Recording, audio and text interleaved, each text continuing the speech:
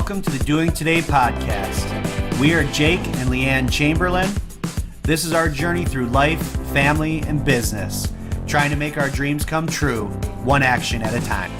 Never stop believing, even when belief is hard to see. If you want to be impactful, you must be the change.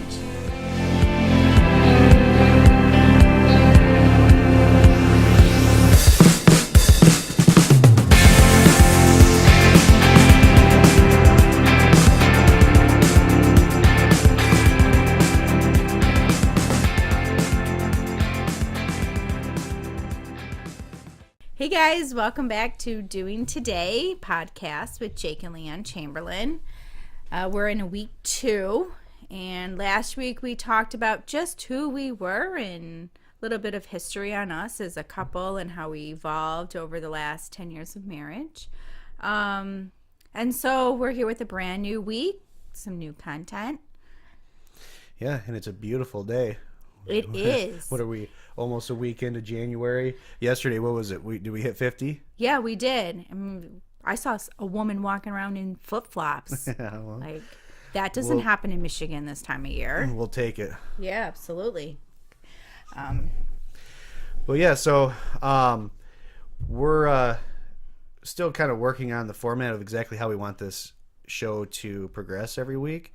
But number one, we want it just to be authentic, and we want it to be us talking, and we'll just see where it goes. But so I think first of all, we want to kind of talk about what's going on. Do you have anything you've read or podcasts or anything inspirational or motivating that you've come across in the last week or so? I've been just doing my regular morning routine. I went back to work last Wednesday, so while every teacher and student was still on Christmas break, we went back to work last week, and so it was good though to get into a short work week. I could get used to working 3 days a week. I mean, come on, that's how we can make America great again, right? Yeah, right. And get nothing done. Right. No, I think you could accomplish a lot. I have accomplished a lot over those last 3 days, training new staff, welcoming new kids, getting back into the routine, and I think it's a nice segue into back to the grind starting tomorrow. But no, I started writing down dreams that I want for myself and for you. I was listening to a podcast last week, and it was actually Chris Murray, who is our one of our coaches through the organization we belong to.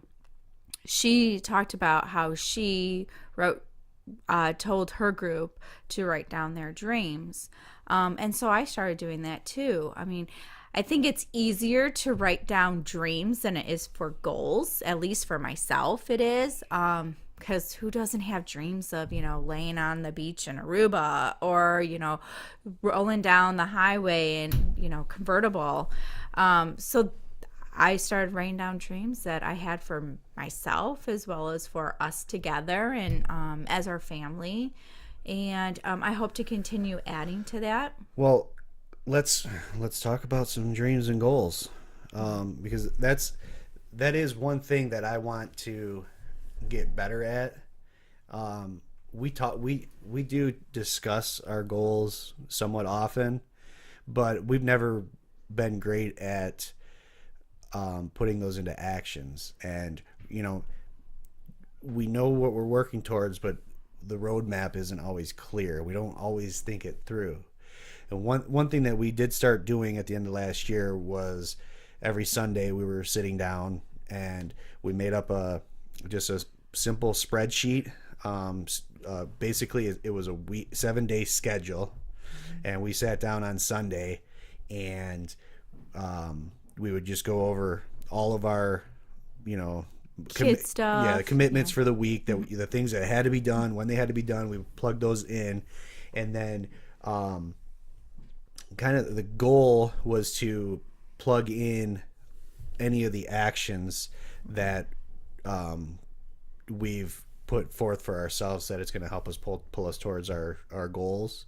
And so I think that was pretty good. I mean, how did you think that was working? Was, I mean, we've kind of been away from it since we've been on break here the Right. last week and a half or so. But what's your opinion on how that was going? Was that helpful to you? Well, I mean, it definitely helped us make sure that what we had for each day of the week, we knew exactly what was going on as far as making sure that the kid stuff was on the calendar, because I've not been very good in the last couple of years about really worrying about our own kids and their schedules. Because I don't have a set schedule at work, and neither do you, so it's really hard. But I think it definitely helped manage that better. So we knew exactly what had to happen. And if I knew I couldn't get off work or you, it was like, all right, let's try to work it out, find someone who can help us.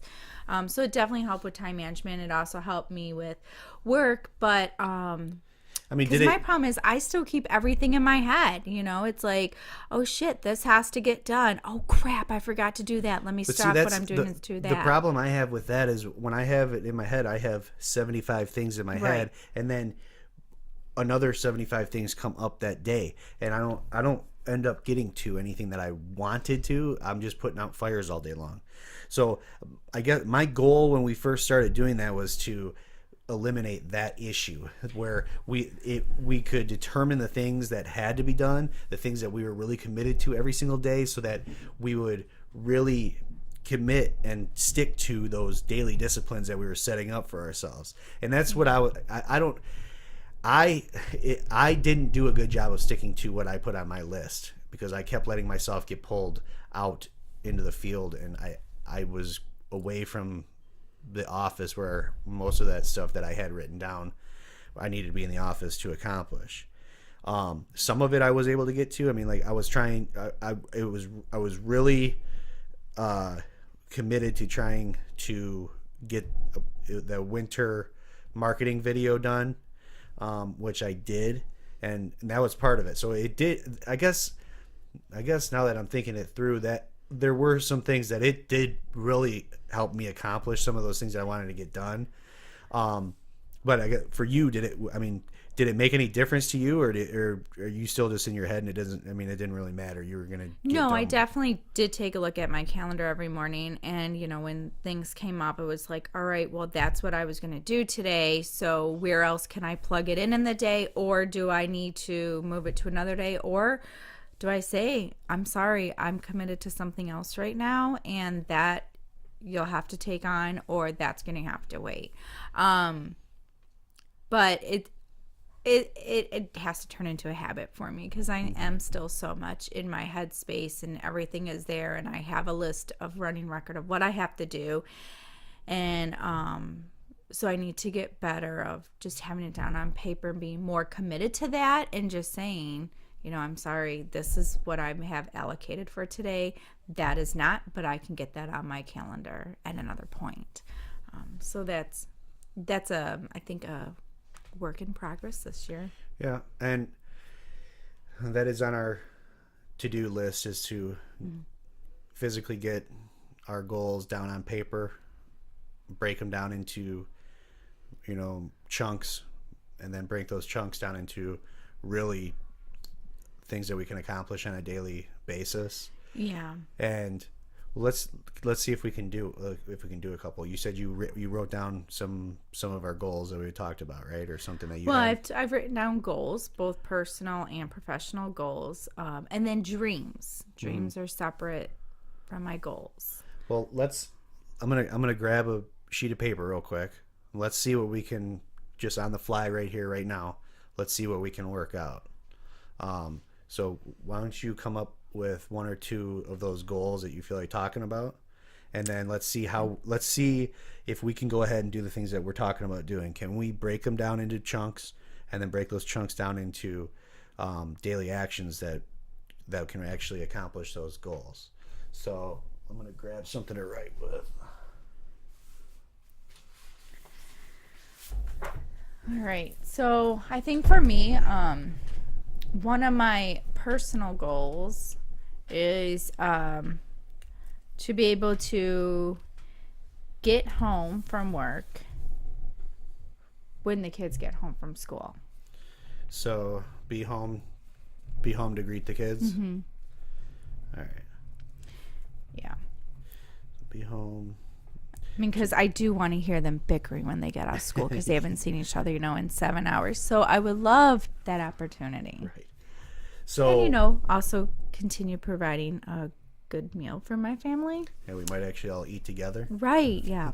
Yeah. Especially since Goals sports and, season's goals coming and up. dreams. Yes. All right. So I guess the first thing we need to do is what is holding you back and us back from accomplishing that? Well, for one, staffing at work. Okay, so I'm going to say, what do we call it? Problems Yeah. that need solutions. So staffing. Unexpected issues that arise. Like what? I mean, just not having staff or No, just I feel like at 3:45 is when 4 o'clock is when the phone starts ringing again. People are getting off work, so now they're like, "Oh, I can actually make this phone call to inquire about more information." So okay, now, so you're still needed. right? So I guess office, the demand of the office. Okay, that's perfect. Office demands. Mm-hmm.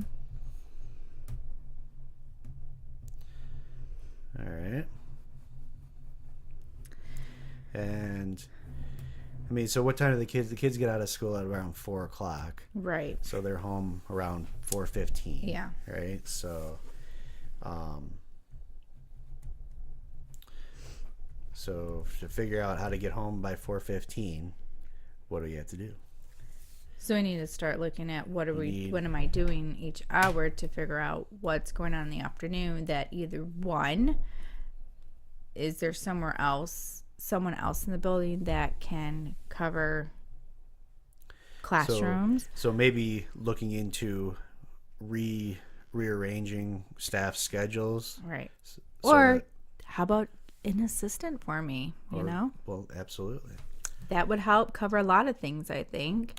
So I guess these are some of the chunks that we can break the big goal down into. So we want to accomplish being home to greet the kids. So the chunks that we need to accomplish, the big things that we need to accomplish to make that happen would be hiring an office assistant, right? Right. And what was the other one we just said? Well, and staffing, scheduling staff to be able to cover the later part of the day. Right. So staff scheduling, and then we can break those down into more, smaller actions that can lead towards that final goal. Yeah.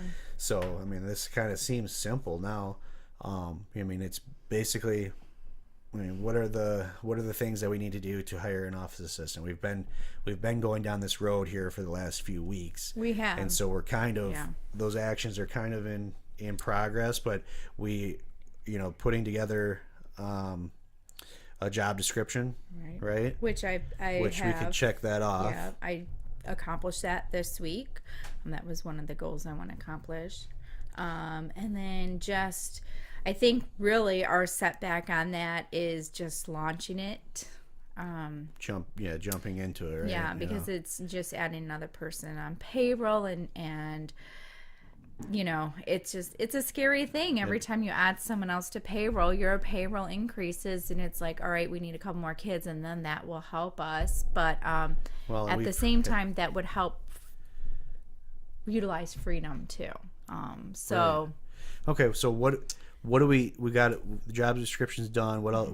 Put together a hiring ad. Right. Yeah. So hiring ad, and then figuring out the pay. For what the responsibility is that I want to give this individual. And then, because it'd be ideal to have this person so I could make this goal a reality within the next couple of weeks, but being able to find the right fit for the culture that we have at our school, the person who would be right to keep leading the staff in the afternoon on when I'm not there, really make those connections with the parents, all that stuff. It's just a matter of time and I do have some time. It's not like I have to rush into this, but this is one of my goals I like to try to accomplish, at least within the first 90 days of the year. And we're going to be we're going to be breaking this down into things that you can do every single day. That it doesn't have to be completed this week, but you have the perfect example for this, daily action plan, with your operations manual. Why don't you talk a little bit about that? This is exactly what we're talking about. You had a goal coming out of our last mastermind conference, right? Right.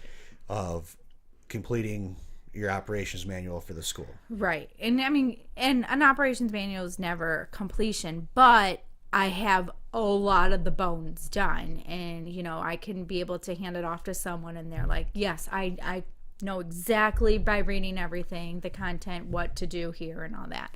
Right. So, and you started with nothing. I did. I started with absolutely nothing, and I just started breaking it down. And every day I have a goal of adding two things to my operations manual, whether it's something specific classroom related, whether it's general operations, whether it's family, but just two things. And at some point in the day is when I'm going to do that. And I now have, I would say, it's pretty much in completion mode. Well, that's what I was going to ask you. How you do 2 a day? How many do you think that you've done now? Well, I started this, I guess basically say November 1st, and we're January. I would say, I have, if you're doing two a day in a week, that's 10. And so I would say about 8 or 9 weeks. Yeah, so I would say 80 or 90 yeah, items in that operations manual, which that's the whole point. That's the whole point of doing today, is taking the time to commit to those actions. And you did, and it doesn't seem like while you're going through it doesn't seem like you're accomplishing anything. But when you do a couple every single day, you all of a sudden, because when I looked at it for the first time last week, I think it's incredible. There's 15 different sections, and there's 8 to 12 different documents in each of those sections, and so it looks like a massive collection of whatever you call it, training documents basically. And how much time do you put into that on an everyday basis? I would say a minimum of 30 minutes a day. So a half hour every day. Yeah. It's such a tiny part of most days that it's incredible what it turns into. Yeah. So are there any other smaller parts we can break this down into? The hiring an office assistant. We've got creating the job description, creating a hiring ad, calculating the pay. Is there anything else that is going to help to get an office assistant hired? Going through interviewing, right? Finding the right fit. Because my thing is, when you're hiring someone, yes, there are many times where you're working in a company and your company is short-staffed, and there's applicants that apply every day. But the problem is finding that right person to come in and be part of the culture. Forget about the knowledge they already know. For me, it's you can teach someone about your organization or how to do the job, but you have to have that right person in the seat, that has the same values, that is aligning with the vision that you have, and you have to tell them what that vision is. You have to tell them what your mission is, and then you have to ask questions based on that, so my big thing is, and all my staff knows this, I'm very slow to hire, because the problem is they're going to end up being my problem, and I just don't have the time for them to become my problem and create issues in the school that aren't necessary or that aren't welcomed. And so for me, I take the interviewing process very important. I mean, you do an incredible job. I hope I wish that I could be half of what you do in your hiring, because all you've done is hire incredible people. Well, I mean, there have been a few lemons here and there, but I must say, yeah, for the most part, it is. But it's a learning thing for me too. I mean, okay, what did that person say or do in the interview that I really liked, and then what are questions that I can come up with in an interview to find out some more so that doesn't happen again. Yeah. Mm-hmm. Well, I think we have a good start on this anyways. I mean, we've got the overall goal of being home to greet the kids after school, right? And the big chunk that I think sounds like this hiring an office assistant is going to really make that possible, because juggling around staff that's already there isn't really, that's just going to create more problems for you throughout the day and more other areas to cover. Right. It's just you might accomplish this big goal, but you're gonna create another problem at a different point in the day. So this chunk of hiring an office assistant is broken down into job description, hiring ad, calculating their pay, and going through the interviewing process. So how can we break those down into daily actions that are going to lead towards hiring that office assistant? Well, the job description you're going to pull from, I have a 2.5-3 page job description breaking it down by each section of what they're going to be doing. So I guess then creating a synopsis of that, so it's enticing for someone to say, hey, hell yeah, this is definitely a place that I think is, a career move for me or a lateral move, but it sounds like it's a better place to work than where I'm at. So creating that, so that's okay. enticing. So it may be, I'm sorry, you were talking about the job description. Yeah, but right? I'm sorry, but then that led into the hiring ad. The job description's done, but now pulling from the job description, right? So what can you do each day? I mean, it's literally knocking out 5 to 10 minutes of the day. Right, just to create an appealing ad. Create that I can give to my current office manager, aka Jake. Yeah. To do his powers and blast it on social media and. Right. Yeah, and we'll get it in front of the right people and. Get them into interview and get them hired. And then as far as calculating the pay is, all right, let's look at our budget. And this person, it will be taking on additional responsibilities and they have to be compensated for that. So what do we have in our budget now that we can start with? And then, as things increase. So I guess researching in our own budget as well as in the marketplace. Yeah. So to determine what we can and what is fair for what we're asking of them. Right. And then the last subsection of our goal is interviewing. And so creating interview questions that are geared more towards management, because they will be responsible for, staff, leading them. So their questions are gonna differ from the questions that I have for a lead teacher or an assistant, and developing what those are, since I've never had to before do that. So finding those good, solid questions to gain a lot of information.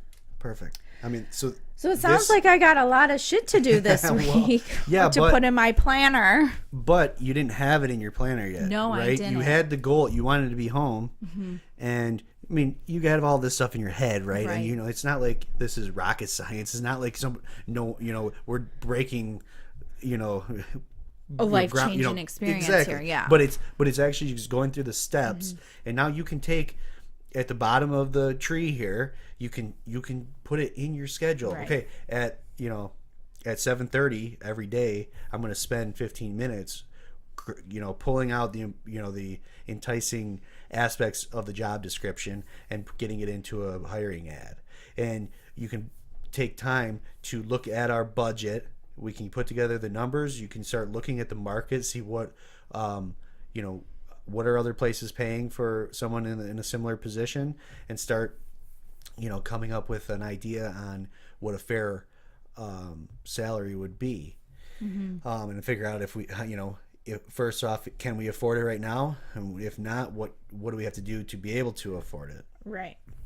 And then you can go into budgeting time for coming up with good interview questions that are going to be geared towards that type of position. So I mean, I think this is the kind of stuff we need to really sit down, and it takes some time. I mean, but it doesn't take that long. I mean, what did that take? 15 minutes or so, Yeah. at the most. And we really took. I mean, we could probably knock these out in 5 or 10 minutes, a lot of them, and then we can actually, prioritize what do we want to attack first, because we're not going to accomplish every single goal. Right. Well, and that's the thing is that, I have a goal, a sticky note on my computer at work. Then I have about 3 to 4 goals that I like to accomplish for 90 days.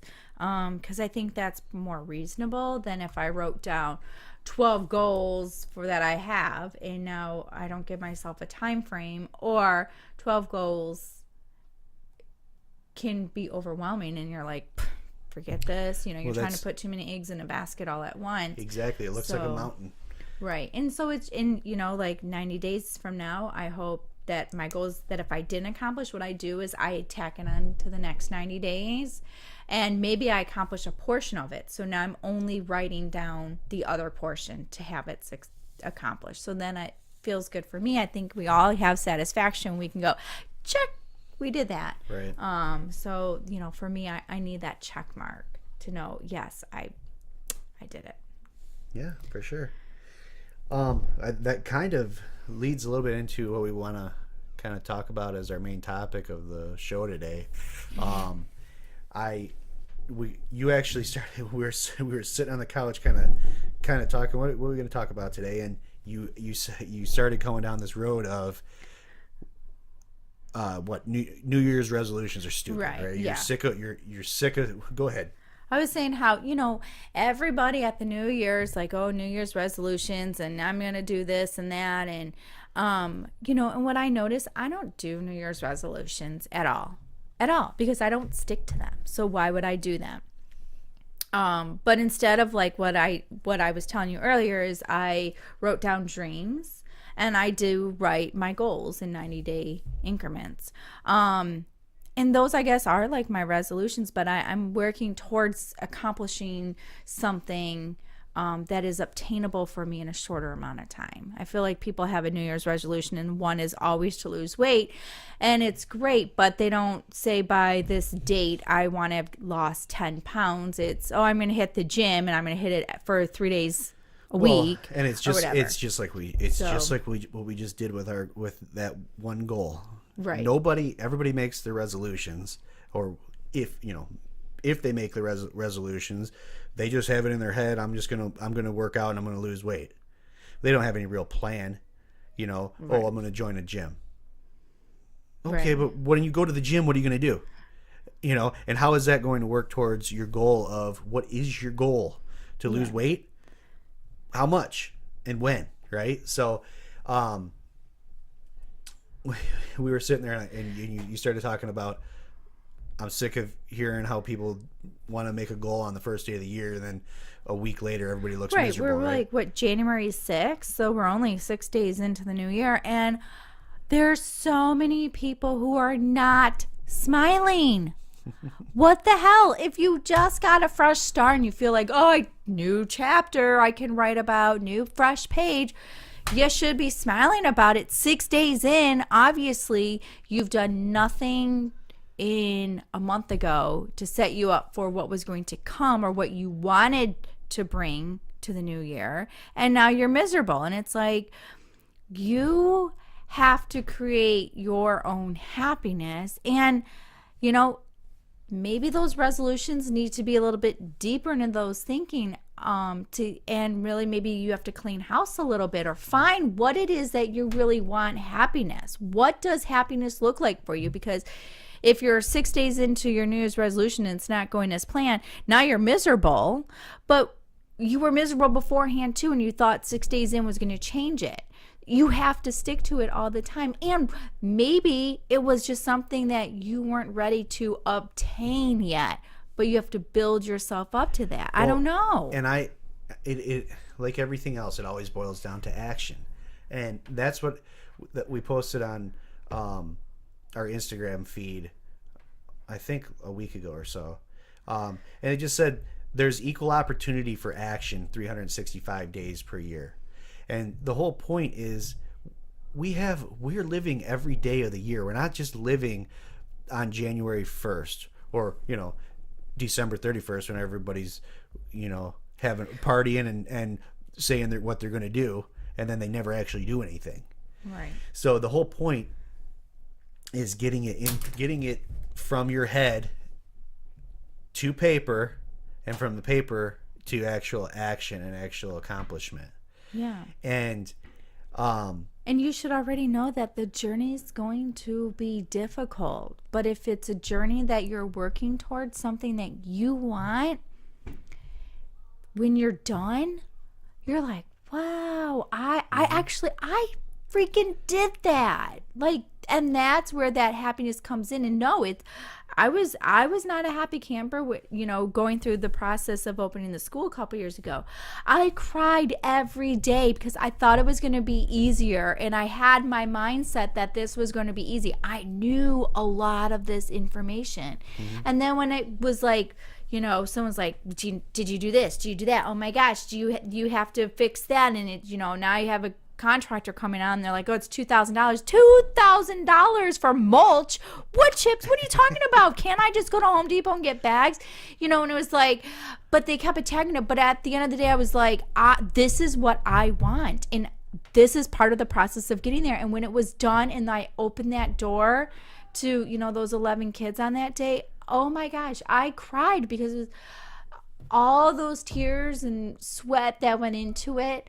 It was towards something that I knew I wanted to be happy in. And now when I look back, as much as it was dreadful some days, I had happiness doing it too. Well, Yeah, well, and that's what happens when you're working towards something that you're passionate about. I think I'm not good at remembering who says the quotes, but I have all these quotes in my head. But it's the whole idea of, the greater the goal, the greater the dream, the greater the resistance that you're going to feel trying to pursue it. And it's just the idea of if you have a goal, you're going to have hardships trying to accomplish it. And the problem with 95% of people is that as soon as they feel that resistance, they give up. It's hard. I didn't think it was going to be this hard. I didn't think it was going to take this long. And you have to push through it. The 5% of people that are really successful push through that pain. They push through the hardship. They push through the downs. And there's a lot more downs than there are ups when you're going through the process. But if you have enough self-awareness that the dream that you're going after is that important to you and is going to be that rewarding, then when you're in the moment, you can have more acceleration to get through it, if that makes any sense. But it's just going back to what we went through in trying to open the school, and it was miserable how we thought it was going to be easier than it was. We thought it was going to go faster than it was. Now that we've been through that, we know in the next time we feel that resistance, we are stronger and we can push through it easier because we know it's going to be hard. Right. We're not going into it thinking it's going to be easy, and then if we expect it to be easy, we're not going to be putting that much into it. So that resistance pushes back harder on us. So if we are already expecting that resistance, we're already going to be working harder and pushing harder back into it, which gives us a better chance of pushing through it and accomplishing that goal. Yeah. So people, smile. It is only January 6th. Maybe break down what it is you want in life into smaller parts that are more obtainable and more manageable. My gosh, don't be so hard on yourself, you know? And I mean, I'm just as guilty, but don't be so hard on yourself, especially when you're juggling more than one job, you know? Many of us are a wife, a mother, a husband, a brother, a caregiver, a teacher in some aspect. You have your career or student, whatever. That's a lot we're taking on every day when we get up out of bed, but let's do it with a smile. Yeah, Life is so damn short to just be like, going through the mundane of life. And the thing is, everyone's in it together. And some people who are smiling are struggling just as hard as you, but guess what? You wouldn't know because they just look at it differently. And I'm guilty. I mean, there are some days where I have to tell myself, smile, but just telling myself that, it gets myself back in a check again. Well, and it's okay. It's okay to celebrate small victories. We talk about it's going to be a slow process. You are going to get pushback. It's not going to be easy, but that doesn't mean that you're not going to have victories along the way as well. And when you do, when something goes well, when you've been pushing and pushing and pushing and no one's enrolling at the school, and it feels like you're a failure. Well, when you do enroll someone, say, hell yeah. Yeah, I do. And got him. Exactly. Yeah. But it's okay to be happy. You don't have to allow the 15 no's to take down the one yes. Right. Let the one yes ring loud over all those no's, because going through all the failure is how you get to that success. It's needed. It's part of the process. And if you allow all the negative to always drag you down, and you allow that negativity to come into even your successes, then your successes aren't even going to mean anything, and all you're going to feel is negativity through everything you do. So take the time and feel good about the good things that you're doing, the things that are actually, when you actually accomplish it. Take the time to celebrate. Right. Yeah, I agree. I mean, give your husband a hug. Give your kid a hug. Give a stranger a hug. See how that makes you feel, and probably make them feel really good too. You can even kiss your husband. Kiss your husband, please. It's okay. It's okay to. I think that's an accomplishment. So I'll celebrate that one too. Right. With the mundane of work, yes, and life and kids and our careers. Yeah, we don't always put each other in that priority list every day, and that is just as important, and that is a goal that I think we have as a couple this year to work on. Make it more, go back to dating again, go back to those times where we were free, but we're not free, but we make that time to be free. Right. Yeah. So, and then, will you smile more? Yes, I will. All right. So, why don't you ask me a question you've been dying to ask me? Oh gosh, a question. Oh God, you're putting me on the spot. Oh.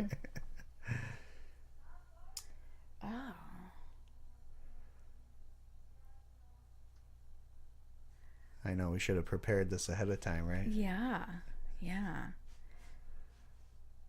See, this would be a good thing that we can think about throughout the week. So I think it'll be fun. I think it'll be, I think it could be uncomfortable. I think it could be entertaining. I think it could be interesting. I know. So you were actually home this week because our kids were still on vacation. Two of our kids were still on vacation. So you were home. So how did you enjoy being home? And like I actually came home to home cooked meals, which I was very surprised on. So he was like Mr. Mom for a week. How Well, did you like that? Because it has been a while I since you've done that. I do enjoy the fact that you think that I just laid around and took naps all day and just enjoyed myself and just had an extended vacation. I said you cooked dinner.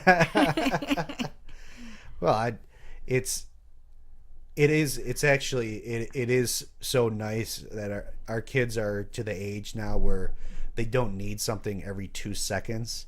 So if I am working from home with the kids home, I can still accomplish things. I mean, a couple years ago even, they still needed us to do so much for them. They could not get a snack.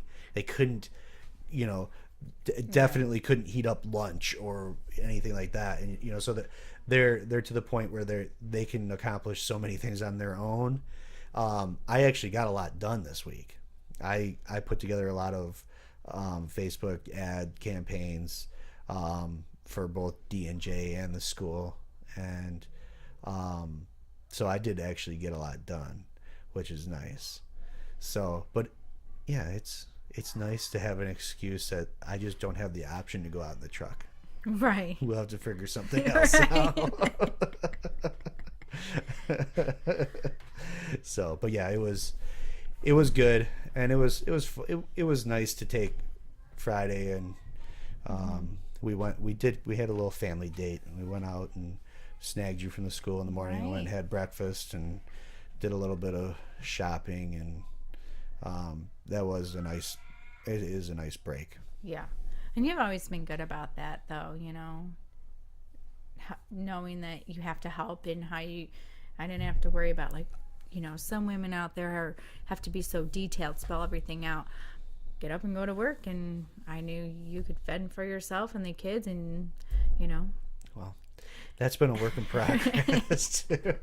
Other than having to say, can you fold the towels in the washer or do a load of laundry? Or, hey, here's a list for to go to the market. Can you pick up these items? But you know what? I know they'll get done. But you know what? That was communication that we learned in our marriage, because you used to get pissed that, what, you were home all day and you didn't do any laundry, and there's dishes in the sink, and, well, I'm sorry that I was working the whole entire day, but I only went to the kitchen sink 85 times, and not once, not once did I put a dish in the dishwasher. Come on. That's fine. I've gotten better at that. You have. But my point is that we, especially over the last 5 years of our marriage, our communication has gotten a lot better. I think we've gotten a lot more understanding of each other. And I know that I have to tell you sometimes that you need to just tell me what you want me to do. Yeah. Okay? Because I'm probably not just going to walk over to the dryer just to open it, just on randomly see if there's something to fold in there. Right? Right. But that was communication that we need. And that's also an understanding that I'm coming to in the world of mindset over this last year, is understanding that when someone says something to me, I need to take a step back and process, and not, be slow to react, because it's easy to just jump, why didn't you do this? Because blah, blah, blah, blah, blah. Well, but if I take a second to think about, why did that person ask the question that way? All right. There's so many variables. Stress from the day. Maybe this is the 10th time they've seen it, but this is only the first time they told you. Well, that's on them, but it's also on me that I can be empathetic to the fact that I would be pissed off if I saw something over and over and over that I thought someone else should be taking care of and they weren't doing it. Yeah. But that communication in a relationship is absolutely key, and being able to receive in a conversation is really hard to do, at least for me, and I think for most people. And that's listening is the most important part, because you're not processing anything when you're slapping your lips around, you know? And so that is one of my daily disciplines, that I try to be slow to react in a conversation. And I'm not great at it, but when I'm on my game with that, I can 100%, I can tell a complete 180 difference in how the conversation goes and what the result of the conversation is. Yep, I see it with you. So, but that's, those are things that we've learned over time, and And we work on overtime too. It's a work in it never, progress. it will never, it won't ever stop, and we're always willing to learn, and it goes in anything with business, relationships, or finances, whatever it is. Something that I'm learning anyways is that, and I think we were just talking about this. We don't have to figure everything out for ourselves. We can learn from other people, and that's a lot of what we get out of the mastermind group that we're in. We're with people. I mean, the amount of experience in the group as a whole is out of this world. Several 100 lifetimes of experience in the field. Yeah. And so we don't have to take 10 years to get to the point where that's the easy way of doing it. On day one, we can go to the source and already have that information. And so it can translate into anywhere. We need to continue to have a learning mindset in our relationships, and with our finances, with business, with other relationships, and with parenting. It's okay to seek out. It's okay to learn from other people's mistakes or failures. Right. And I think we talked about that last week in our podcast too, a little bit about that. That it's okay to go ask other people, and we shouldn't be judging anybody. Yeah. Because you don't know what you'll find and what you'll learn from someone else who might not even look like they have it all together, but maybe they have something really obtainable for you to put into action in your life. Yeah. Yeah. Yep. For sure. So what's a question you have for me? Well, I know I came up with it, and then I didn't even have anything ready to go. Well, I want to know what you think your biggest success has been since opening the school. And the reason I asked the question is because you have a hard time with what we talked about earlier in celebrating the little successes, because your tendency is to look at other people's success and minimize your own. And that makes me mad. I get so frustrated with that, because there has been a lot of times, and I think you're growing in that, but there have been a lot of times where we're up to we've enrolled 33 kids in the school. It's awesome. It's amazing. We aren't worried about making payroll this month. And then your response is, well, someone else has 150 kids, and right. So it is, yeah. So that's why I asked that question. So why, or what do you think your biggest growth has been over the last 2.5 years? I think it's being stronger. I always was afraid to go beyond my comfort zone, because I was always afraid of not getting it the first time. But I now am stronger, I feel like, in that area. And I openly admit, even to my staff, I don't have that answer. But what do you think? And then we bounce, then we have a conversation about it. Or, that's a great topic for a professional development day, that I could bring somebody in, an expert in that area, that could teach us all, and then we have the knowledge.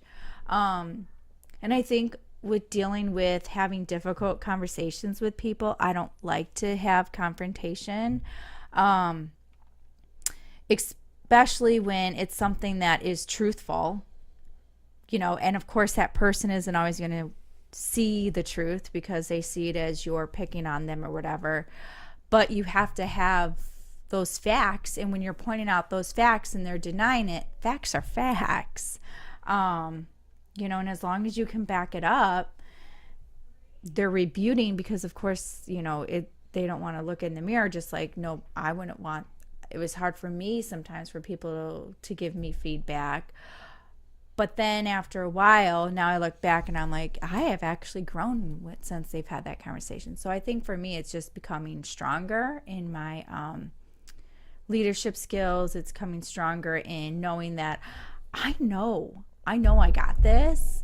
I know what I'm talking about. I even look back as just being taken out of classroom my first year of teaching and being very inhibited by what parents' reactions might say when I say something.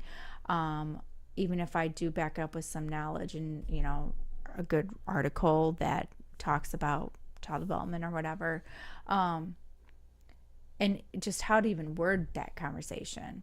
I'm much stronger in today than I have been in the past. So I think for me, that has been a big area of growth. And that's experience. Yeah.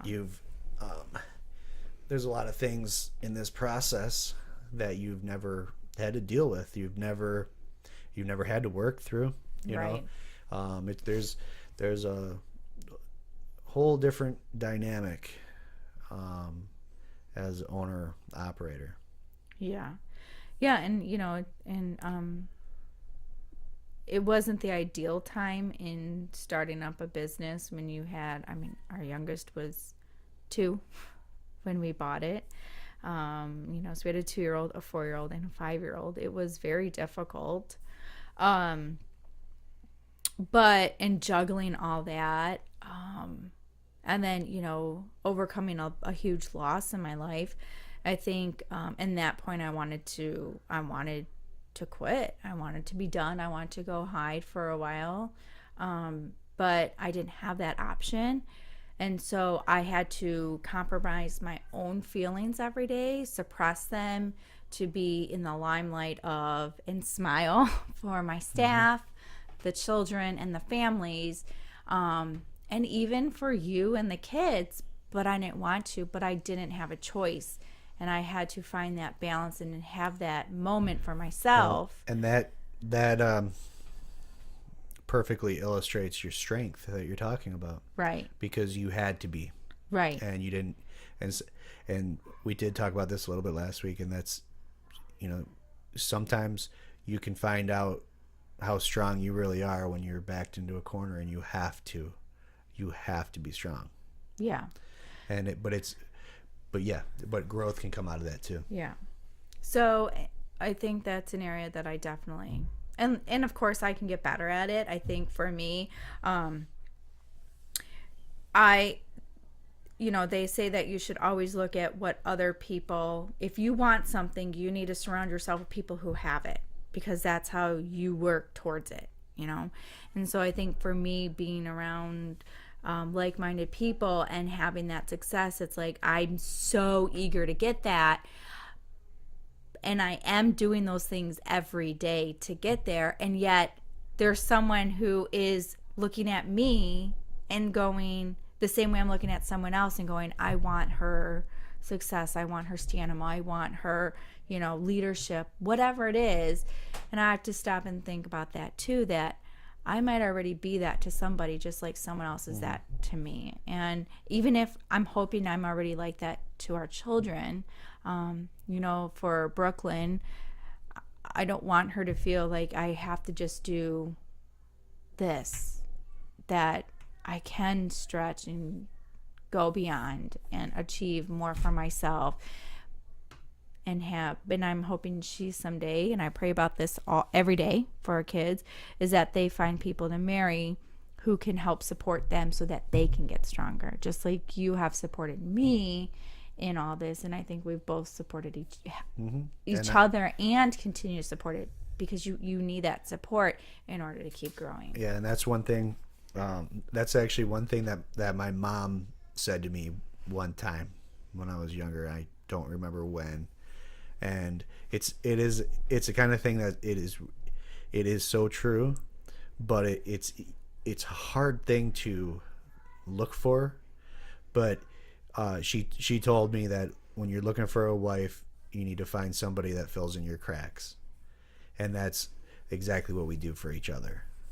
And that's, I guess that's the ideal relationship, is when you're not whole by yourself, but you can come together and fill in each other's missing pieces.